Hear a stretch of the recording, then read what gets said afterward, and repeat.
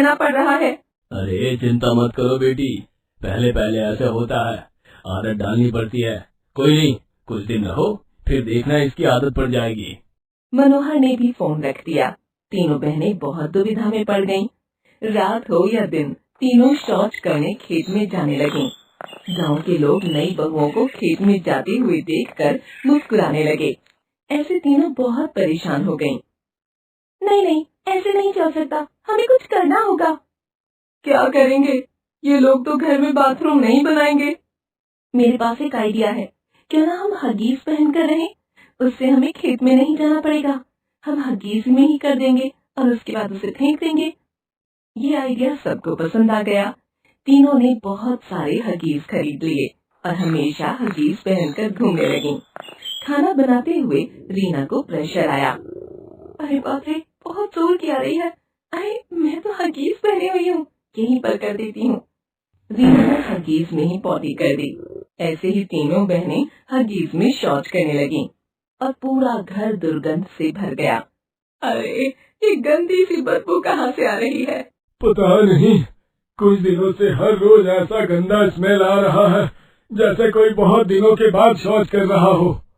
उधर तीनों बहनें हगीज में करने लगीं और एक बड़ी सी पॉलिथीन में हगीज को रखने लगीं।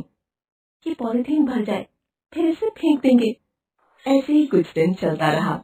एक दिन रमेश ने रीना से पूछा, रीना, तुम तीनों आजकल शौच करने नहीं जाती हो क्या? हाँ, हम तीनों जाते हैं ना, सुबह सुबह जाते हैं। आप लोग तब सो रहे होते हैं। अच्छा तो ये बात है। अच्छा है कि तुम तीनों को खेत में जाने की आदत पड़ गई। और ऐसे ही 1 महीना बीत गया। वो पॉलिथीन भी भर गया और उसमें से बहुत गंदी स्मेल निकलने लगी और उसी स्मेल से एक कुत्ता घर में घुस गया। उस कुत्ते ने पॉलिथीन को मुंह से फाड़ दिया और सारे हगीज को लेकर पूरे घर में फैलाने लगा। बिमला अपने कमरे से बाहर निकली और एक हगीज पर पैर रखते ही फिसल गई। उसके चेहरे पर पीली पॉटी लग गई। अरे ये क्या है? किसी ने मेरे मुंह पे हग दिया। रोने धोने की आवाज सुनकर सभी वहाँ आईं और ये देखकर चौंक गए। अरे इतने सारे हगीज, इस घर में कौन पहनता है हगीज?